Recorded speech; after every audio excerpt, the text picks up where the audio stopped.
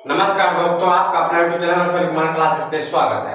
तो चलिए आज हम आप लोग के बीच लेकर आए कि म्यूटेशन क्या होता है। ये इससे हम दाखिल खारिज भी करते हैं। ये क्या होता है, ये राजस्व विभाग में बहुत ही मायने रखता है इन चीज को।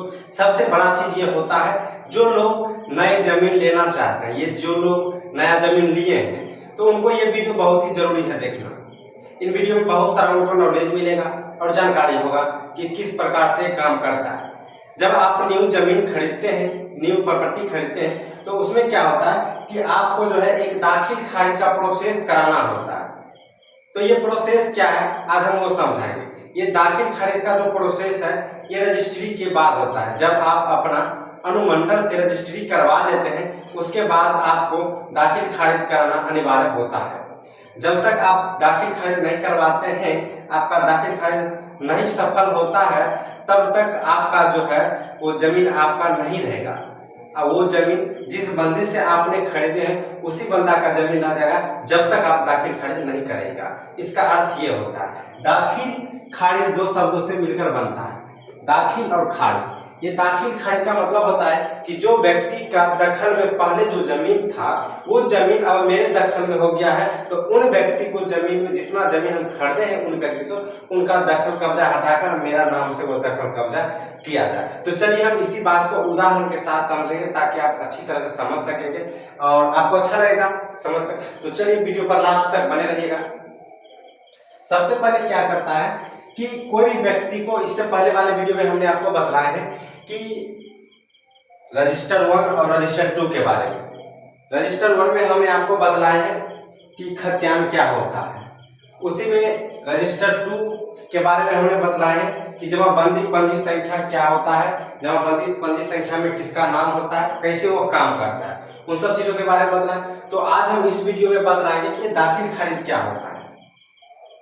जब आप जमीन खरीद बिक्री करते हैं वो प्रोसेस क्या होता है, तो उस चीज के बारे में हम चर्चा करते हैं। तो सबसे पहले मान के चलिए कि राम नाम का एक आदमी है जिनके पास कुछ जमीन है। यहाँ पे ये जमीन का कोई एक टुकड़ा है।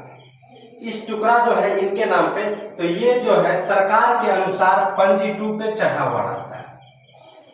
जो राज्य सरकार होते हैं वो राज्य सरकार के अनुसार पंजी 2 में चढ़ा हुआ रहता है। और ये जो जमाबंदी का पंजी 2 होता है या रजिस्टर 2 इसे हम कहते हैं, ये आपका अंचल में रहता है। कहाँ पे रहता है?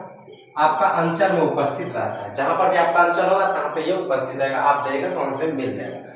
अगर आप इसे ऑनलाइन देखना चाहते हैं तो सभी राज्य का एक एक साइट बनाया गया है और आप ऑनलाइन पर कहीं भी साइबर कैफे के पास जाकर देख सकते हैं, या घर बैठे भी आपको बड़ा मोबाइल है और आप साइट जानते हैं तो चला सकते हैं। और साइट जब भी रहता है तो आपको जो राज्य का नाम होगा उस राज्य का पहला 2-3 अक्षर देकर भू दे दीजिएगा, आ जाएगा। या उस राज्य का जो राज्य का नाम होगा उस पूरा राज्य देकर और भू लिख दीजिएगा, सिर्फ भू या भूमि लिख दीजिएगा, बस साइट ऊपर में ही आ जाएगा। तो इस प्रकार से वो साइट खुलता है। उस साइट पर आप जमाबंदी पंजी संख्या देख सकते हैं। सभी राज्य का डिजिटल हो चुका है, सभी राज्य का आपको ऑनलाइन पर मिल जाएगा जमाबंदी। अगर जिसका जमाबंदी संख्या नहीं मिलता है वो लोग अंचल जाकर ऑफलाइन में रजिस्टर 2 में देखेंगे। अगर रजिस्टर 2 में होगा तो ऑनलाइन चढ़ाने के प्रोसेस है जिसे हम परिमार्जन करते हैं। ये परिमार्जन पर भी आपको वीडियो लाएंगे, तो ये परिमार्जन के द्वारा वो चढ़ जाता है, ऑनलाइन पे चढ़ जाता है। अगर नहीं रजिस्टर 2 पे नहीं है तो उसे ऑनलाइन पर चढ़ाना असंभव है, नहीं चढ़ सकता है। उसमें किस प्रकार का जमीन है वो जांच कराना होता है कि ये आम खास क्या है, वो चीज देखना होता है।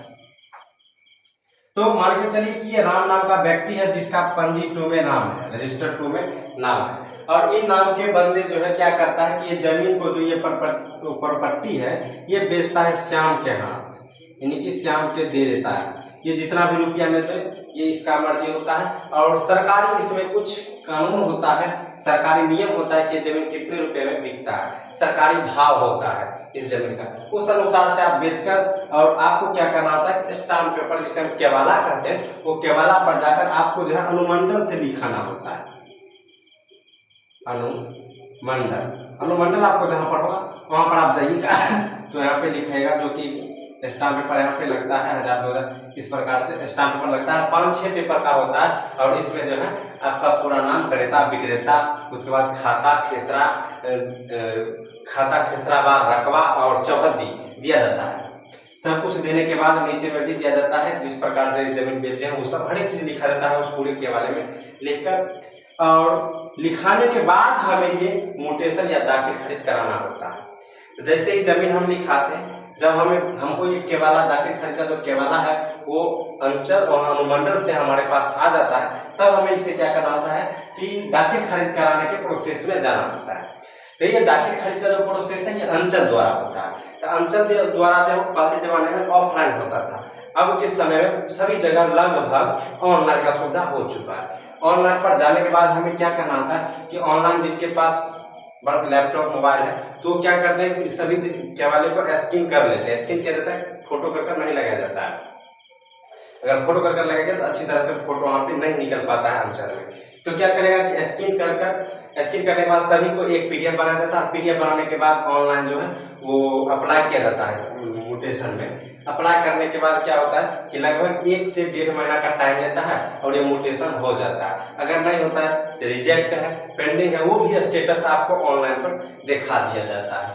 वो जब आपका दाखिल खारिज हो जाता है तो इसमें क्या होता है सो समझाते हैं। यानी कि श्यामू के पास मान के चलिए कि 2 एकड़ जमीन है, 2 एकड़ जमीन। अगर ये 2 एकड़ जमीन श्याम को दे दिया तो इसका जमाबंदी पर से 2 एकड़ जो जमीन था, ये जमाबंदी पंजी पे 2 एकड़ जो जमीन था, ये 2 एकड़ जमाबंदी इसमें से घट जाएगा और इसी 2 एकड़ जमीन जो है अगला किसी अन्य जमाबंदी पर, ये जमाबंदी पे नहीं, मान चलिए अगर 26 जमाबंदी है, अगला जो हम पेज खाली होगा उस जमाबंदी पे चल जाता था। ये ऑफलाइन के समय में, वो ऑफलाइन के समय में ये जमाबंदी पे चल जाता था। इनका मान के चलिए 208 या 210 पे आ गया। तो ये जो 2 एकड़ जमीन है ये इसे घटा दिया गया और इनके पास 0 जमीन बचा।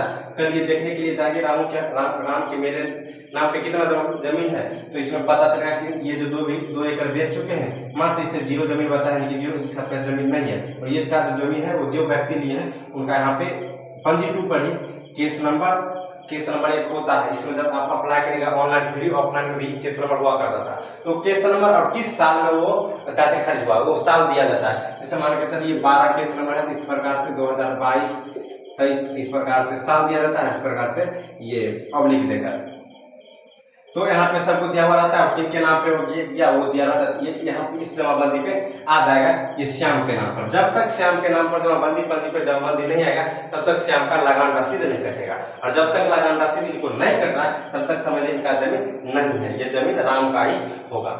इस प्रकार से ये दाखिल खारिज काम करता है। ये दाखिल खारिज अंचल के द्वारा होता है। जब आप कोई भी व्यक्ति ऑनलाइन अगर आप दाखिल खारिज में जमा करते हैं, वहाँ अप्लाई करते हैं, तो अप्लाई करने के बाद फिर आपको क्या करना होता है कि जमाबंदी पंजी पर आपको तो अब ऑनलाइन हो गया तो ऑनलाइन साइट पर ही आपको चला जाता है। ये ऑफलाइन पे नहीं चल पाता है, ऑफलाइन पे घट जाता है और ऑनलाइन पे भी घट जाता है, लेकिन ऑफलाइन के पेपर पे नहीं, डायरी पे नहीं चलता, जिसे हम पंजी 2 कहते हैं उस पे नहीं चलता। ये ऑनलाइन पर आ जाता है और ऑनलाइन पर आपको क्या होता है ये भाग और पृष्ठ संख्या मिल जाता है। भाग वर्तमान इस प्रकार से लिखा रहता है और पृष्ठ वर्तमान भी मिल जाता है यहाँ से। अब इन दोनों चीज से आप लगान रसीद निर्गत करा सकते हैं, वो भी ऑनलाइन। अब ऑनलाइन सब कुछ हो चुका है तो ऑनलाइन ही आप रसीद निर्गत करा सकते हैं। और आपका जब रसीद निर्गत कराएंगे तो इनके नाम पर से आपका जो जमीन है आपके नाम पर आ जाएगा, और जब आपके नाम पे जमीन आ जाएगा तो ये जमीन आपका हो चुका है। अब इस पे कोई कुछ दखल अंदाजा नहीं कर सकते हैं।